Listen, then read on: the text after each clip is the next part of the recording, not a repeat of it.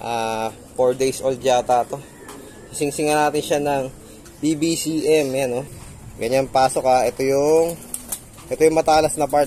Yun ang iuuna nyo.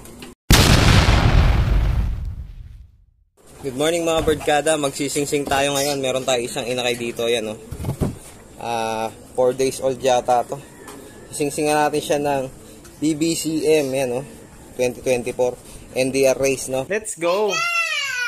Papakita ko sa inyo kung paano magsingsing ng ganito. So, ito is pasok-sok sa atin, no, sa ibon natin. Ayan, ilalaro niya ng BBCM. So, ganito ako singsing ng ibon. Ayan. Yung inner ring, ganyan.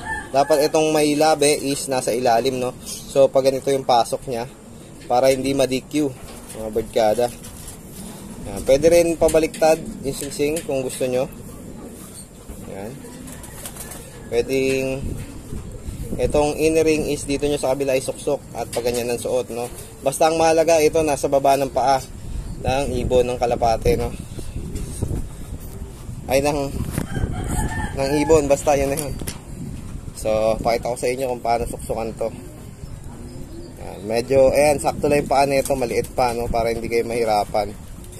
Ganyan pasok, ha. Ito yung matalas na part. Yun ang iuuna nyo.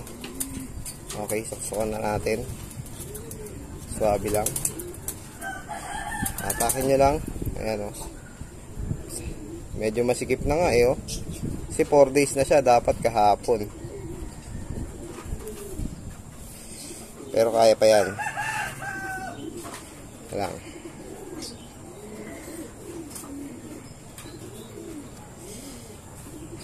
Kaya yan, oh. Maluwag pa. Sakto lang. Ayan, naipasok ko na. Pag naipasok nyo na ng ganyan, mga birdkada, kukuha kayo ng balahibo para sungkitin. Kuha kayo ng balahibo para sungkitin yung kanyang paa, no?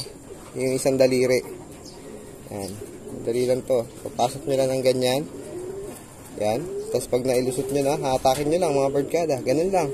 Ayan, may ring na siya ng BBCM. Oh, hindi nasugatan yan. Sakto lang edad niya. Yan, kasi kapag inabot pa ng 5 days, maskip na to pag lumalabas na yung mga tusok-tusok niya, no? So, ayan, meron na tayo na suksukan dito ng BBCM ring. Ayan, oh. Shoutout dun sa nagpasingsing, no? Hindi ko nababanggitin kung kanino. Let's go!